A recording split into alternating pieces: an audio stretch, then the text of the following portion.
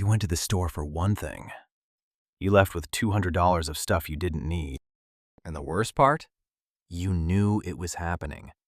Somewhere in the back of your mind, some small, rational voice was going, "You don't need this," and you bought it anyway. Here's what I want you to know right now, before we go any further. That isn't weakness. That isn't poor discipline.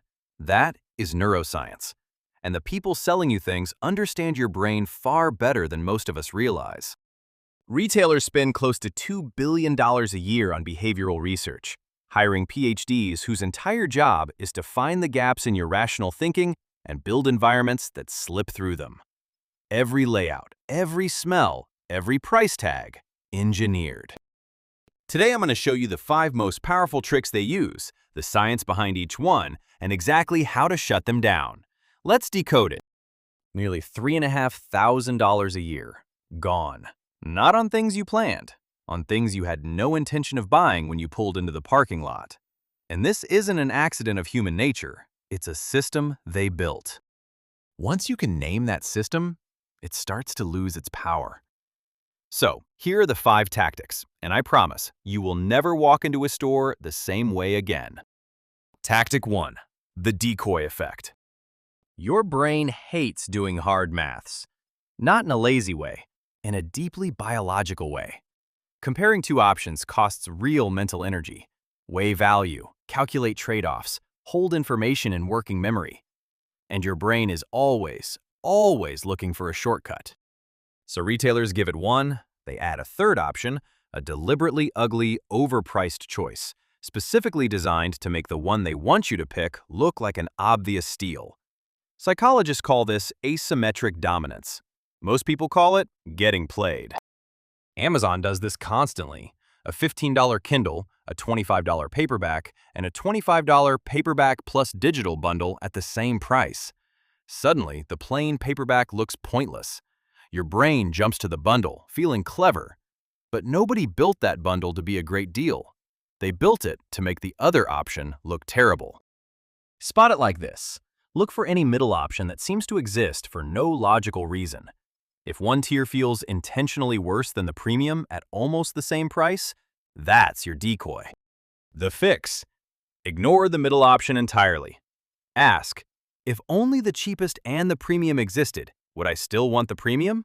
If yes, buy it. If no, you were being steered. Tactic 2. Price anchoring. Quick question. Who decided that jacket was worth $100? TJ Maxx says it was. It's right there on the tag. Compare at $100. Their price, $29. Your brain locks onto that $100 number, and now $29 feels like you're robbing the store. This is anchoring bias, one of the most replicated findings in all of behavioral economics. The first number you see becomes your reference point for everything that follows. Time equals, quote, 0.5 seconds, quote, / greater than. And here's the twist. The moment your brain perceives a discount from a high anchor, it releases a small hit of dopamine, a reward response, before you've evaluated whether the item is worth buying at all, because often that original price was never real. Compare at and original value claims frequently aren't backed by recent sales at that price. The anchor exists purely to manufacture the feeling of a deal. You'll see it at outlet stores, online retailers, everywhere. The strike-through price is one of the most powerful nudges in retail. The fix. Cover the original price with your thumb. Look only at what you're paying. Ask, is this worth exactly this amount to me, right now, today?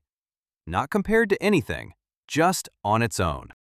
Tactic 3. Loss aversion and scarcity. This next one is probably the most powerful on the list, and it's backed by a Nobel Prize. In 1979, psychologists Kahneman and Tversky proved something that changed economics. The pain of losing something feels roughly twice as powerful as the pleasure of gaining the same thing. We're not wired to optimize for gain. We're wired to avoid loss. And retailers weaponize this with almost cruel precision. Only 2 left in stock. Sale ends in 3 hours. Limited edition. Gone when it's gone. Every one of these phrases is designed to trigger a mild cortisol response, a stress signal that shifts your brain from, "Is this worth buying?" to, "I'm about to lose this." And the moment that shift happens, rational evaluation stops. The tell. Any language that makes not buying feel like a form of loss. Countdown timers, flash sales, while supplies last. If a deal is real, it doesn't need a 4-hour clock. The fix. The 24-hour rule. If you still want it tomorrow, genuinely want it, not just feel the urgency, go get it. The item is almost always still there. And if it's gone, research shows we forget about these losses within days. The urgency was never real. Tactic 4. The reciprocity nudge. Costco's free sample stations are one of the most studied retail strategies in behavioral economics. And they're not there because Costco is feeling generous. Reciprocity is one of the oldest social instincts in human beings. When someone gives us something, even something small, even something we didn't ask for, our brain releases oxytocin, the bonding hormone, and immediately begins calculating how to repay the gesture. It's a hardwired mechanism. Retailers tap directly into it. A small cube of cheese, a paper cup of juice. Research shows that even a tiny sample dramatically increases purchase likelihood. Sephora built an empire on the same instinct with beauty samples, triggering that quiet feeling that you owe them something. The feeling to watch for. That vague, guilty discomfort when you take the sample and keep walking. That's your oxytocin system pulling at you.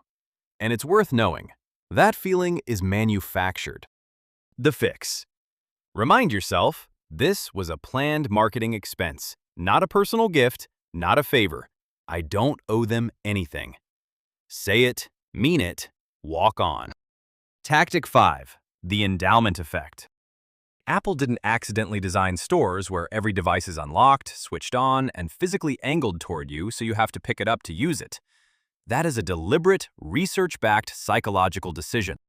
The moment you hold an object, just hold it, even for 30 seconds, your prefrontal cortex begins simulating ownership. It runs mental scenarios, what this would feel like to use, where it would live in your home, who you'd be with it. Studies show people value items significantly more after holding them briefly, and putting something back after that simulation is started feels like a genuine loss, even though you never owned it. Car dealerships built their whole model on this with the test drive. Just try it on, take it for a spin. Salespeople say these things not to be helpful, but because physical contact starts the clock on ownership simulation. The tell. A salesperson encouraging you to hold or wear something before you've asked to. When you notice that happening, you're already being set up.